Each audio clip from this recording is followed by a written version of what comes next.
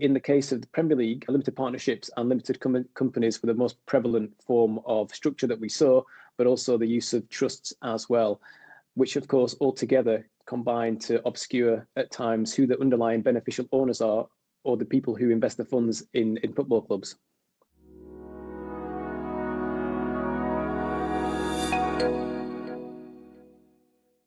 For many English people, their relationship with Premier League football borders on something of an obsession.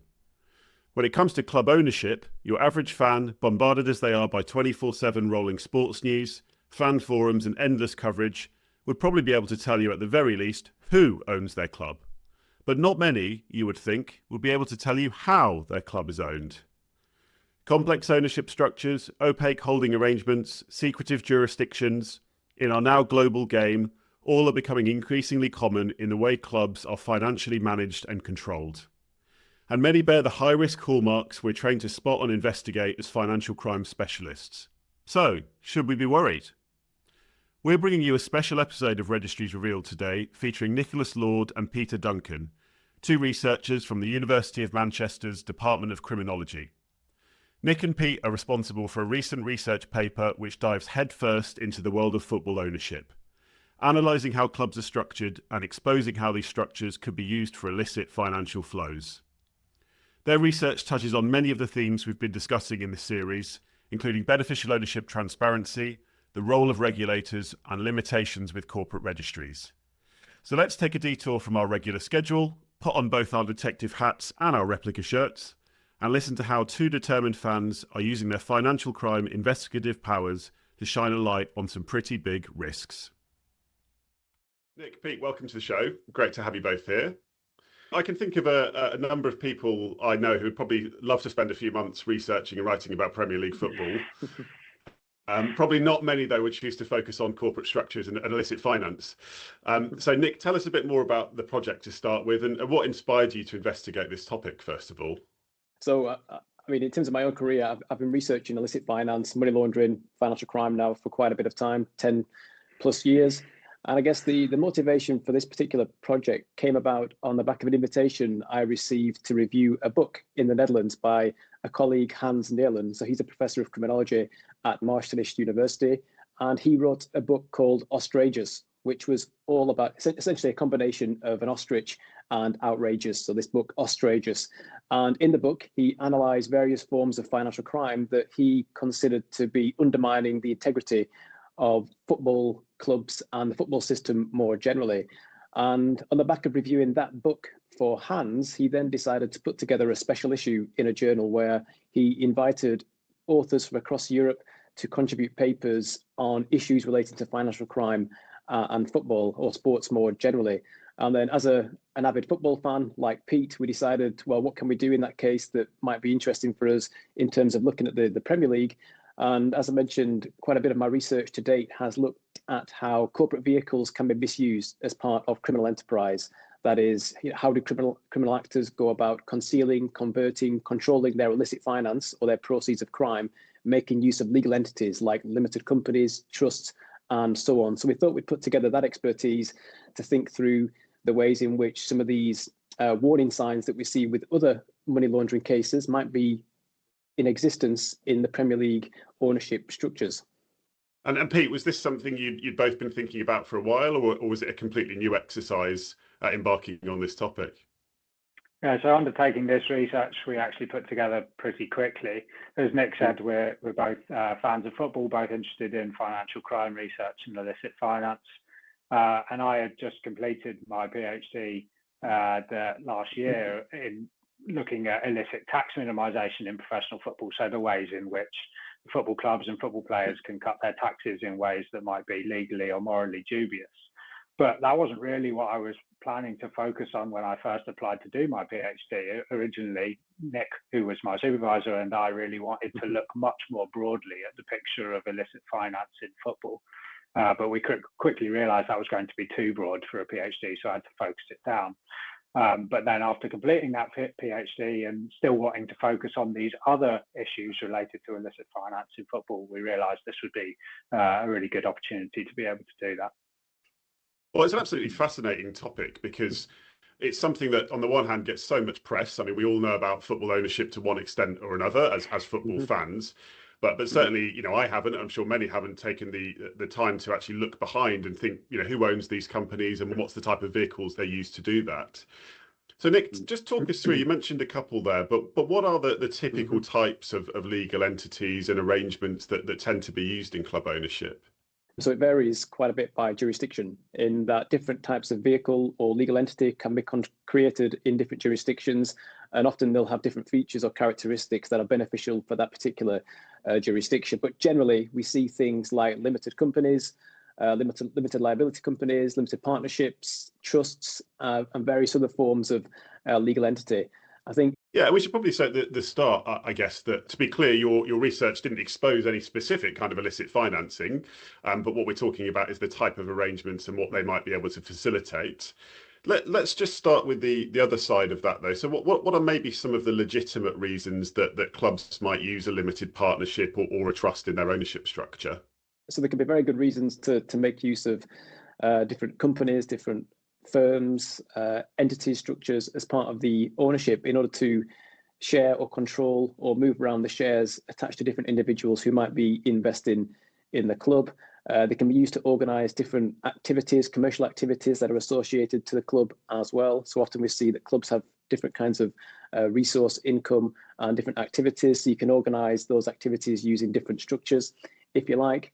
But yeah, as you mentioned at the start, in essence, what we're saying with the research is not that there is illicit activity taking place within the Premier League or in the ownership structures, but that we see some features or some warning signs that are common elsewhere with, say, money laundering cases, where these same mechanisms can be used for illicit purposes to obscure the individuals involved and the source of finance as well. Point, Nick, we should come on to is what are some of the risk factors that are associated then with these structures, maybe coming to the other side of the equation then. Lots of our listeners will be working in financial crime and very familiar with the types of nefarious structure or behaviour that might go into things like money laundering or fraud. But just talk us through what you identified and maybe observed as risk factors that are specific to the football world. Yeah, so again, what we did with the research is started off by looking at the literature on illicit finance, money laundering, financial crime more generally, that is the academic literature, to see what we know about how corporate vehicles, entities can be misused to obscure paper trails, illicit finance, proceeds of crime, and so on. And there are certain features or warning signs that are prevalent or common with many large-scale laundromat schemes, for instance, and other forms of financial crime. So it might be, for instance, the presence of unnecessarily contrived ownership arrangements, whereby you have multiple layers of ownership across multiple jurisdictions, making use of different entity types, all where it seems to be unnecessary to have those structures in place. So that raises the question, why are these very obscure, contrived arrangements being put in place? What is the justification for that? And there might be good commercial reasons for that, in order to protect, say, the activities of a legitimate company, or hide perhaps who a wealthy benefactor might be for security reasons. But that in itself, this obscurity that is created through this multi-layered and complex arrangements that can be created, is certainly a warning sign. And then other things as well, such as the ability to obtain information or data about the beneficial owners of each of the corporations or entities as part of those structures. So for instance, if you are unable to access information about who the underlying shareholders or owners of a particular company in a certain jurisdiction are, that raises concerns about the transparency of the organization, especially when it comes to things like football clubs, which are important assets, important institutions for many people, not just the owners of those clubs. Yeah, and I think people will be asking, what's an example that we can point to here of, a particularly complex structure? Not to single anyone out, but I think you brought in a particularly interesting one in your research, which was the case of Aston Villa. Just maybe tell us a little bit about that structure and what was unusual about that one. as you mentioned at the start of this call, we didn't identify any illicit activity, and that wasn't really the objective of our research. So when we did mention the Aston Villa structure, it's in no way supposed to imply that there is any of that activity happening at Aston Villa, but they just happened to have an ownership structure at the time that displayed all of the risk factors that we were interested in looking at in football. So the actual club itself, Aston Villa, is a limited company. It's then very quickly, its ownership chain moves into a company that's incorporated in Luxembourg. And then from that point splits into two separate branches, one that goes into an LLC in the US and another that goes through a range of different corporate entities in Luxembourg, Portugal, back to Luxembourg, and then into a private trust in the Cayman Islands. So it's that use of lots of different corporate entities, many more than are strictly necessary to run a Premier League football club, but also the use of risky jurisdictions that we traditionally associate with secrecy or low tax rates, and then also having entities such as trusts that obscure the beneficial ownership of those sorts of entities. Wow, so we've got Luxembourg, Cyprus, Delaware, probably jurisdictions that will be familiar to long-term listeners of the podcast. And have they given any justification as to why that structure exists? Are there any kind of public commentary on it? Nothing that we found, although it wasn't part of our research process to look for justifications for those sorts of things. I think there are legitimate justifications for this, such as spreading risk. The owners of Aston Villa also have shares in other clubs operating in Europe. So some of the structures that we see could have been ways to ensure that they were abiding with UEFA obligations around not owning 50% or more of more than one club, for example. But we haven't looked and seen any sort of publicly stated justifications for these structures. And I guess one of the challenges I imagine you faced, and lots of people will know all about working in financial crime, was actually unpicking these structures to start with and trying to draw the linkages between those different entities. I mean, I've worked with numerous organisations and analysts trying to do that job, and it can take hours, if not weeks, to do that. So for you, Pete, how did you approach the research? Where were you able to obtain the data, and how did you go about peeling back those layers? So the biggest data source that we used is the Moody's database Orbis. So I'll talk about that a bit more in a second, but I'll talk about some of the smaller data sources we used as well. So one of the things that Nick said we're interested in is looking at jurisdictions that are traditionally associated with providing secrecy to people who incorporate there. So we looked at the Tax Justice Network's Financial Secrecy Index, which is available online. And that's basically a ranking of jurisdictions by how much secrecy they provide. And one of the measures that contributes to that ranking is what they call their secrecy score.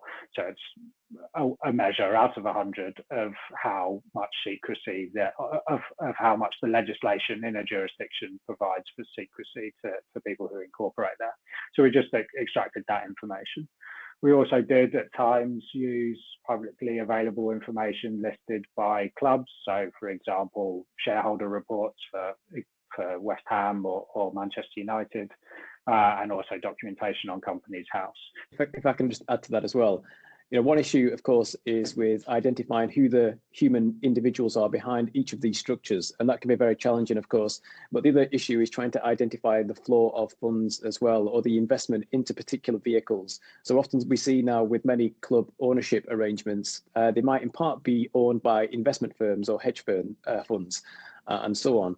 The issue there is that we have very little understanding of who the individuals actually are that invest in these vehicles. We're reliant very much on the owners involved in the structure to undertake sufficient due diligence and get to know their customers or their clients, if you like. But it's very challenging to fully understand where funds might be coming from when, as we've mentioned earlier, it's very straightforward to develop these very contrived arrangements, making use of multiple jurisdictions, different entity types, and so on. So, the extent to which we can, on the one hand, understand who the actual human natural people are behind these entities is challenging, but also understanding the flow of finances through these structures as well. I guess just on that, when it comes to changes of ownership or changes in these structures, I suppose some of our listeners who are maybe more peripherally familiar with what's been going on in the football world might be familiar with things like the fit and proper persons test. So new regulations that were introduced looking at the club ownership, club directorship. Do the league look at the complexity or the transparency of an ownership structure when considering who's a fit and proper person? Yeah, so the owners and directors test at the moment, it's obviously being reviewed at the moment with the independent football regulator hopefully coming in. But at the moment, the only people who need to take that test are people who are going to own 25% or a greater amount of shareholdings in a club, or people who are going to become a director. So that's a relatively high bar when we're thinking about investment in football. That's basically the threshold that needs to be met before anyone needs to undergo this test. Yeah, I just add as well. So these arbitrary thresholds are in place, if you like, 25%, it might be 15% elsewhere with the EU directives that are coming into force. Even if we reduce this down to 10% in terms of thresholds for which information has to be provided about the individuals that have some kind of stake in the club, it's very straightforward to circumvent these rule-based thresholds. So 25, 15, 10%, there are ways around that. So if you're kind of intent on obscuring or hiding who the individuals are that are involved in a particular structure or club, it's very straightforward to do that using these mechanisms that we've discussed previously. Pete, you mentioned earlier using public sources for the data, and obviously one of the first sources that you might consider going to would be things like UBO registers. Naturally, with that limitation, as you just said, Nick, that often they're only going to be capturing 25% owners or more. Pete, were these sources you used, and if so, what challenges or limitations did you face? So we tried to determine ultimate beneficial ownership through Orbis. And that was possible up to a point, when you got to an opaque corporate entity that doesn't then lead to natural people. Essentially our research process stopped there and we couldn't go any further. But there are other challenges, which is to some extent for some clubs, for example, I'm thinking Wolverhampton Wanderers and AFC Bournemouth here, that are owned by essentially listed companies. They have hundreds of shareholders that we felt were sort of qualitatively insignificant for mapping out the ownership structures of these clubs. So at some point we needed to decide, again, as Nick was just saying, we're not that keen on thresholds, but at some point we did need to decide how small of a shareholding became no longer relevant for us to continue the ownership structure. And we decided on 5%.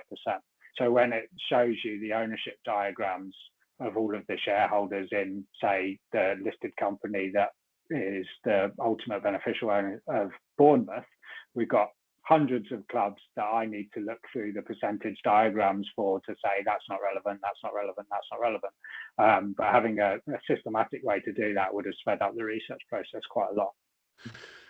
Just to finish off then, so in your paper you talk about some of the recommendations or options there are to improve this situation for policymakers.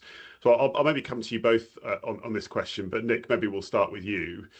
What are the key recommendations you would pull out? How can we change this situation? Yeah, so I guess in the context of England and Wales, or the UK more broadly, the expectation is that in the near future we might have a new independent football regulator. The Football Governance Bill is currently being discussed in the House of Lords, and this research as well was mentioned in there, which was nice to see. But I think if that does come to fruition and this new regulator is introduced, then for me it would be beneficial or make sense to have some kind of screening branch or arm within this football regulator, whereby they could screen or scrutinise the ownership structures, the vehicles, the entities that form the ownership of different clubs, to ensure that the beneficial owners can be identified. So to take a much more stringent and diligent approach to understanding who the individuals are within that. So I think that's one thing that could happen. I'd also like to see more ground up type responses as well. So things like mystery shopping. So I gave the example earlier of, say, investment firms and hedge funds and so on, and the extent to which some of the monies that might be invested in these vehicles is very difficult to identify whether or not it is illicit or licit. And what we might do there, therefore, is is pose as clients of these investment firms, provide some information, a scenario, a hypothetical situation about where our funds is coming from, just to ensure or to test even whether or not they're carrying out sufficient diligence on who we are as individuals and what our source of wealth is. So I think there's a way that we could, dip test or mystery shop to see whether or not some of these entities are carrying out the diligence that we would expect of them. Yeah, super interesting that there might be, improvements that could take place all over that ecosystem. So not only within government at the regulator side, but as you said, some of the commercial entities that are financing or involved in financing those clubs as well. Yeah. We see all the time different sectors, even within financial services, having different levels of risk-based approach and various controls. So, yeah, to think that clubs are part of a wider financial ecosystem as well as getting out on the pitch. Certainly sounds like there's some work that could be done there. Yeah, and you mentioned then, the risk-based approach, Steve, and obviously to some extent we have a rules-based approach currently with the owners and directors test, in that there are these thresholds in place, and if you kind of go above these thresholds, you're therefore required to provide more information about your ownership structure. But maybe rules-based approaches aren't the most efficient when it comes to scrutinizing who the individuals are behind these structures and where the wealth is coming from. So perhaps some kind of combination of principles-based approach alongside a risk-based approach might make more sense to identify which structures or which clubs might be at more risk of or more susceptible perhaps to enabling or allowing the flow of illicit finances through those clubs. And I think another issue in terms of the principles comes around the integrity of the individuals involved. So currently there's a very high bar when it comes to determining whether or not people are fit and proper, if you like. And usually that means a requirement or evidence of, say, serious criminal conduct in the past. So that might be a conviction in another jurisdiction, but of course that is a very high bar to reach. Most people will not have convictions, yet they might be implicated in various forms of illicit activity, depending on how we define that.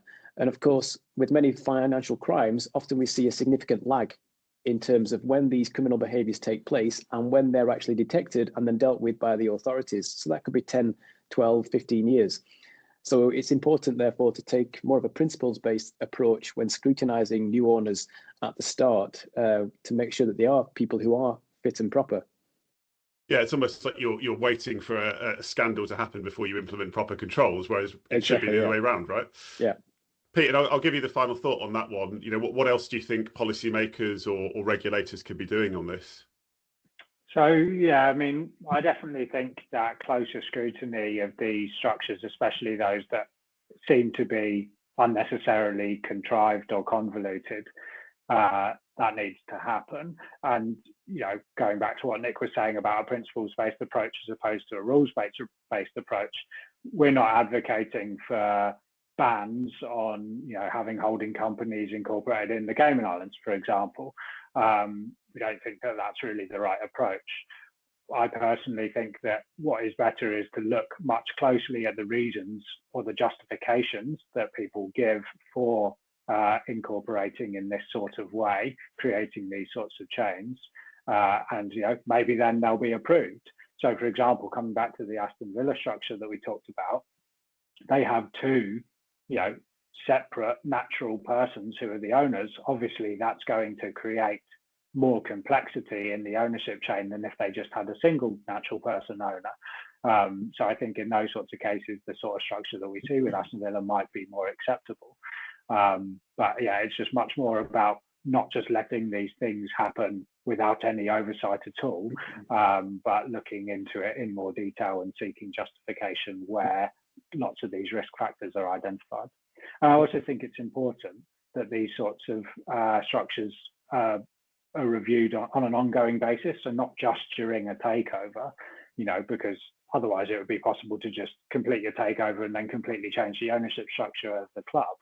I think it needs to be done on an ongoing basis to really protect clubs from becoming embroiled in any illicit finance issues.